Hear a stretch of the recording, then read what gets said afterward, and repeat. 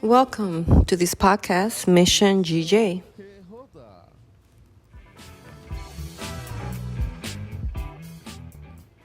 At this time, we have Apostle Erickson Salazar.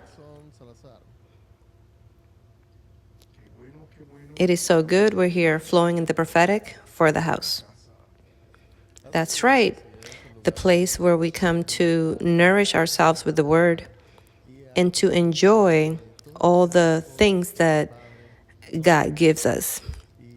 And in that same way, we recently, Apostle, were exposed to a whole lot of hits. How can we call it? Today we're all going to repeat the famous phrase, now everything makes sense.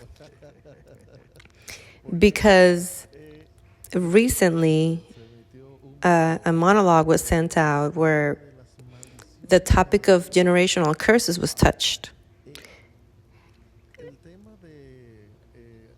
The matter of an apple doesn't fall far from the tree starts making more sense from the sense that we inherit all sorts of generational curses that come from our parents, our ancestors, our parents, our grandparents, and so on and so forth. And all that, we see how it comes very ingrained in us. And this topic really, it's going to be a blessing for all of us, for many of us, because a lot of us are very attached to those marks. Of course, yes. In reality, this monologue, Apostle says, is a monologue that I realize that the product was sold. Louis says it hurt. It actually hurt. And Apostle says, you say that, but it's true because it's almost like a scab that is taken off. And it stirred up a whole lot because there are many people that don't like to be confronted with their past or with their bloodline, their connections that come as a result of marks. And it's a revolution that takes place. Now, going right into the monologue, which is the generational curses, we realize that how we carry a whole lot of inherited consequences. And there are things that affect us by legal right and affect us in an integral way. And that keeps people very dislocated because where did these situations come from? These bilateral effects that end up causing dislocation in us. And many wonder, what's going on? Tell me, what's happening? Furthermore, we see it in cycles. It repeats itself in cycles in our lives, and that always is attached to generational marks. So in other words, connections that come via the bloodline. We've always spoken about the environmental, the personal, and the generational. So here, we see the result of that manifestation, of which within the same biblical teaching, we start to do the assessment and even kind of dissipate or categorize what comes via the personal, environmental, which is through the association to the environment, but through the bloodline, those curses. That's why in cycles, those manifestations come. And that's where you realize which those are that come via the bloodline, which is generational marks. So now, that's why when we start checking this out, and understanding what generational marks are or generational curses are. And these are the ones that come via the genealogical tree, where we've been infected with iniquity, that iniquity of sin, where we inherit in our genes that transfer through our descendants. That's what those are. And that's why it's so important to know where the root comes from, what you connect to, or what the root is connected to, what things are connected to. People think life is handled by chance, but no. Everything has a why. And this is so deep that people don't even want to know where anything comes from. There are people that are like that. Don't move that. And today you're going to discover something about generational marks, which is going to free you. But as I always say, I like to work these topics point by point so that we can understand everything correctly. So this monologue of, I was thinking, focused directly in generational marks or generational curses. So now we're breaking it down to understand what generational curses are. So I'm going to give you some examples of those generational curses and how they manifest. Even you will discover where they come from. And the first thing is that there are consequences of sin such that are activated via idolatry, because when we separate ourselves from God, the consequences will always come. And that's where everything begins. Everything begins with us setting ourselves aside from God or removing ourselves from God and building idols. And that brings forth that curse. In other words, the generational curses don't come because God cursed us. It comes because God departed himself from us or separated himself from us, so that we could be clear. The topic of generational curses is not God cursed us. No, God never cursed us. We separated ourselves from God. So then, when we go to Exodus 20:4-5, that tells us of how the curse is inherited generation through generation. The first, the second, the third, the fourth. You understand? It says, of those who despised me. It doesn't have to do with God cursing you. It has to do with the fact that God wants us to be aware of what man has actually done. So this is about a principle. The generational curses as such are a principle that is established from the man that separated himself from God, and how the curse that comes from him separating himself from God brings forth so many consequences that it follows his generations. So it is cumulative, Lewis says, because then the one that inherits it, then that person also passes that down to their generation. Apostle says, what happens is that this is not an irreversible condition. This is a condition where we can come out of it if we take on the correct position. So the curse as such brings consequences because of our evil in separating ourselves from God. And those consequences will affect even our children. But this is not absolute. This is something that is conditional. It is reversible. We can come out of that generational curse. And Lewis, it's not that you remain in that position of curse. And Lewis asks, how can we come out of it? But he says, before we come out of it, because you're going too fast, I know you're always desperate to get out of it, but we're going by parts, step by step. Give me a moment. Let me develop. I'm sorry, he says. Lewis says, I'm sorry. But see how interesting this is, so that you can enjoy this. Deuteronomy 24:16 says, Fathers shall not be put to death for their sons, nor shall sons be put to death for their fathers. So each one will die because of their own sins. And you say, okay, then where is this curse established? Well, the curse is established because imagine, when our parents deviate themselves from God, they themselves are blocking the blessing. And if my father blocked the blessing, how do you think my development in life is going to be? Do you understand? It's going to block for me to be prosperous. And that's where the domino effect comes. So because of a sin, there's a consequence that reaches the third and fourth generation because somebody discontinued the blessing. And that's where the curse is established, not because God has wanted to curse anyone. Everything came because men incurred into sin and didn't know the consequence that they were going to suffer because of turning their back to God.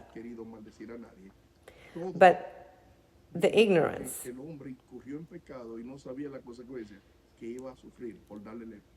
Imagine what Romans 3:23-24 says. For all have sinned and fall short of the glory of God, and all are justified freely by His grace through the redemption that came by Christ Jesus. In a few words, man, through sin, was totally destitute of the glory of God. See how, again, because what happens? Our parents sinned, but you continue sinning. And then there's the universal sin, where we're all destitute. But then see how right there their answer is, and all are justified freely by His grace through the redemption that came by Jesus Christ. See how we can dismount the curse. Because we're not here to exalt the generational marks or generational curses. We come here to tell you how it's provoked and produced, but also how you come out of it. Now, let's go back to tie it all back together. The first paragraph of the monologue was talking about, which was saying, it is known as generational curse, those sins and consequences we inherit from our parents, meaning that the children can be practicing a sin that has come as a generational bondage, or that we're suffering its effects as an inheritance from our parents. See how it's broken down in this first part of the monologue. That in reality, everything comes as a result of an irresponsibility where I inherit that curse. Now, instead of me breaking that down, because I'm telling you that we can actually run away from it, instead of me breaking it down, we fortify it, we make it stronger. You understand? Wow, what a contradiction, Lewis says.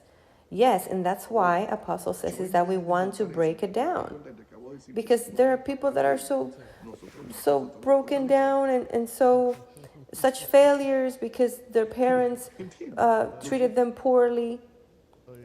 Okay, but you can come out of it because now you're praising the curse, and you're always against your parents because they didn't give you love, but Christ came to give you love.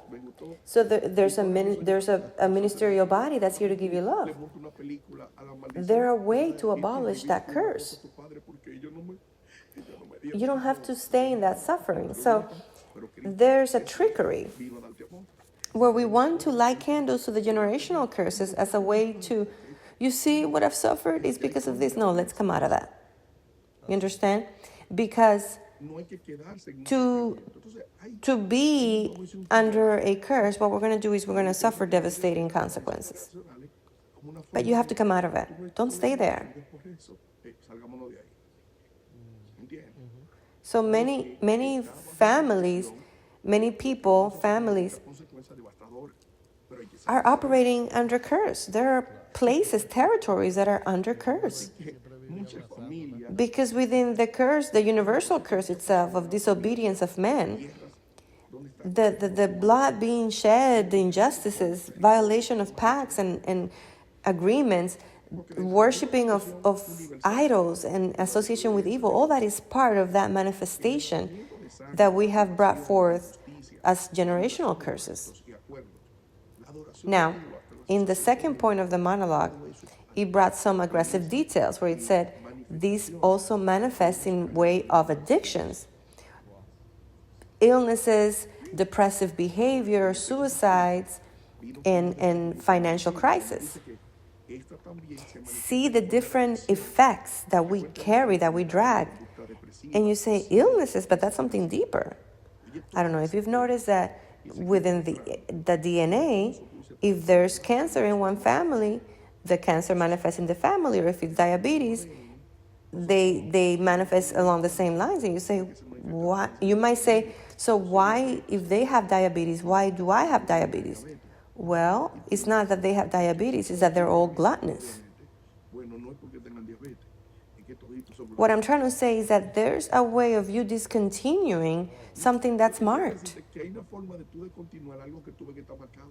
There are ways for you have a family that's promiscuous, adulterous, they fornicate, then you know that you have to protect yourself because that mark is there.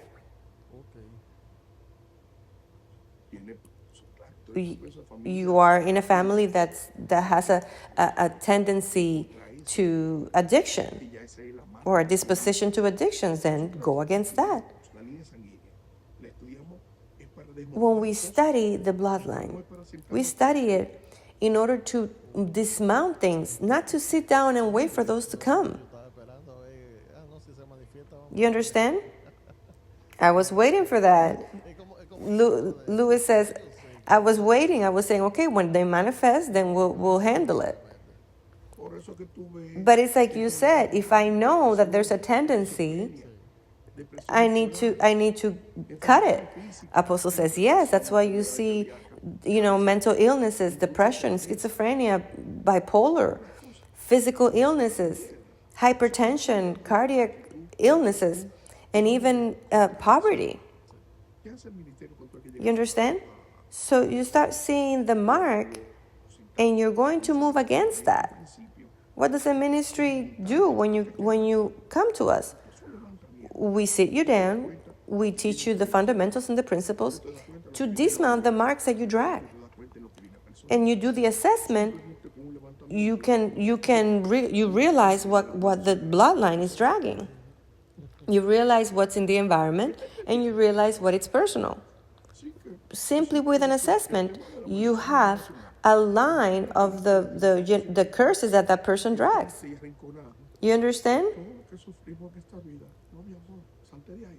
So the matter of generational curses, more than a movie that makes us sad and gets us cornered because of everything we've suffered in this life. No, sweetie, come out of that.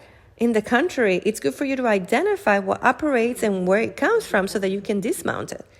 And so that you can return to your God so that He can establish what is prosperity, salvation, and deliverance in your life. So I know that many were expecting for me to talk about everything that I drag in my life. No, I come to talk to you about the joke that you are trying to light candles to something that you know how to work through that. Or worse. Or not confronting what you already know. Because you also like it. You like your curse. Yeah. Don't take it from there, Lewis says. Leave it there. Leave it there. The third point says, of this monologue, it says that if we've been warned about something, it's not to depart ourselves from the fundamentals established in the life manual, so that we don't bring forth the disgrace of becoming independent to our Creator, who created everything good in our favor. But rebellion and abstinence brings us to repeat the same story by not putting ourselves at the disposal of God the Father and not putting Him in the first place. So Who are the ones that bring forth the generational curses? Those that don't establish the fundamentals of the life manual. So I know who will have generational curses, those that don't take on principles or don't connect to the prophetic. Those that say, why do you say that? Why do you say that? Because you're not giving the first place to God.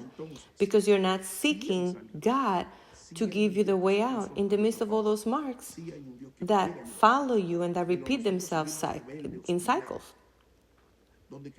See?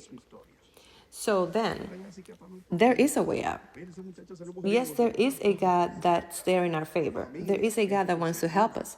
But we still remain rebellious and obstinate, where we want to repeat the same story.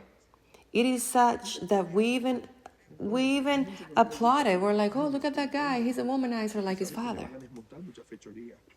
The family, wow. People that celebrate promiscuity, adultery, and fornication.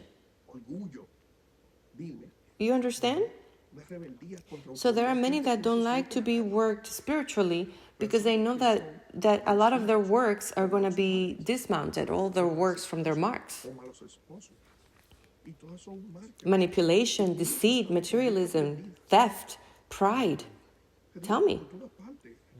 Rebellion against authority, people that don't submit to anyone. People that are bad children or bad parents, or bad wives or bad husbands. And these are all marks that come even through learned behaviors. It comes every way through what you saw, what you received. Even the environment motivates you to live based on learned behaviors. And that's why in Romans 8:1 says, there is no condemnation to those that are in Jesus Christ, those that don't walk according to the flesh, but according to the Spirit. So only the ones that are according to the flesh activate the generational curses. You see why it's so important to be connected? Totally, Lewis says. Now, those that are walking according to the Spirit are not giving the right to the generational curses in those cycles, because hear me well, the generational curses will never go away. And Lewis says, and I thought that they would. No, because they're always going to return to see if they find room. They're always going to say, is it still there? And what if they come back and they find the space? They're gonna settle in. They're only looking out for us to put our guards down. And Apostle says the ones that have to be watching them is us. That's the point. You're the one that needs to be looking out for the marks. You need to keep an eye on them. You could see. We see. You feel when they're circling. Of course. No. You see the manifestation. You see that they try to deviate you, but the knowledge is for you to be smart and quick. The knowledge is not for you to be taking it easy and put your guard down. No. You know what's there, and you know that if you put your guard down in your connection, if you put your guard down in your prophetic position, the marks will come, because the marks are handled themselves by right, by legal right. And in Romans 8, I was gonna say that everything makes sense now, Lewis says, as to why we don't come out of it. Of course, Apostle says, but it's because you are irresponsible fleshly. That you don't want to connect, you don't want to humble yourself, you don't want to acknowledge the word, which is what's going to give you the wisdom and strategies so that you dismantle the curses that are always circling you, because it's something that comes in cycles. Even Romans 8:2 says, because the law of the Spirit of life in Christ Jesus has delivered me from the law of the flesh and death. You see? So the connection to the law through His word delivers you from the sin and death. In a few words, it dismounts the marks. Oh, now everything makes sense. You know why? Because you say, oh, I thought that connecting to the word every day was something silly because it's so simple, it's something so light. It's not light. It might be simple for you, but this is what's fortifying you, giving you agility and courage so that you dismount the darts of the enemy. Galatians 5:1 says, remain then steadfast in the freedom with which Christ freed you, and do not return again to be prisoners of the yoke of bondage. You see that they can come back? You see why we have to remain free by staying connected? Because freedom is not for me to act freely. Everything comes back down to connection, because I cannot use my freedom to act freely. I need to use my freedom to connect, because if I'm not connected, I can get back to being in bondage and slavery. So we cannot play around pretending to be suffering or lighting candles to all those things that manifest themselves. All the contrary. The first thing that we need to do to dismount the marks is to position ourselves. And to position oneself is to assume principles. Before anything, to take on principle of authority. Because the word says that if you are not subject to authority, you will not have authority. And that's where the kingdom is established in your life. Everything begins with a heart that's contrite and humble.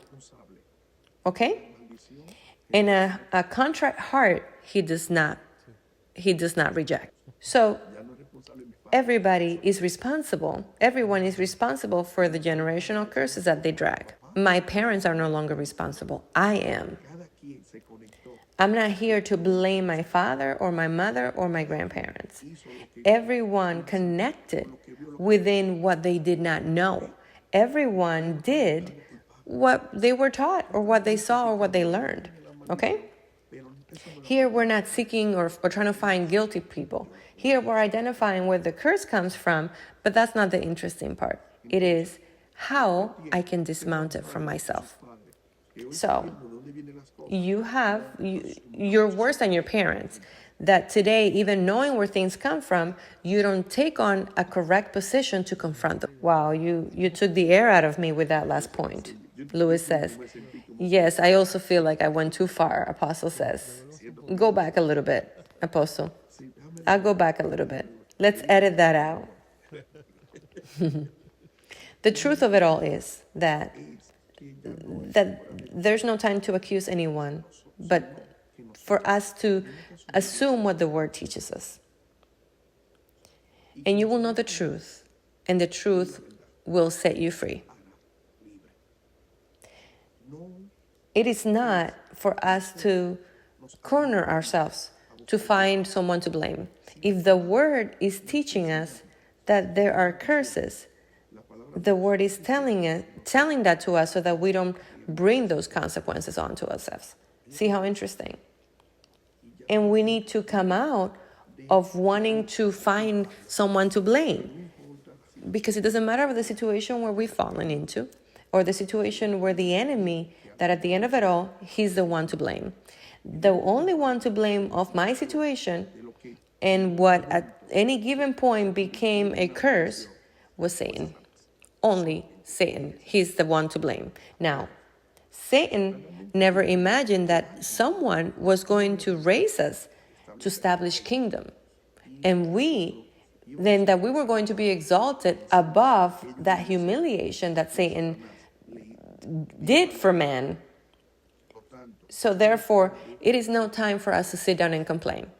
What we need to take into account is something, that we should not worship or serve any other gods, because He, the Lord our God, is a God that's strong and jealous, who punishes the iniquities of parents over the children to the third and fourth generations of those who despise Him.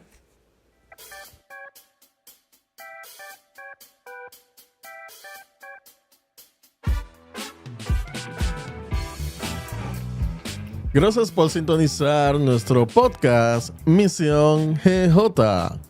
Nos vemos en un próximo episodio.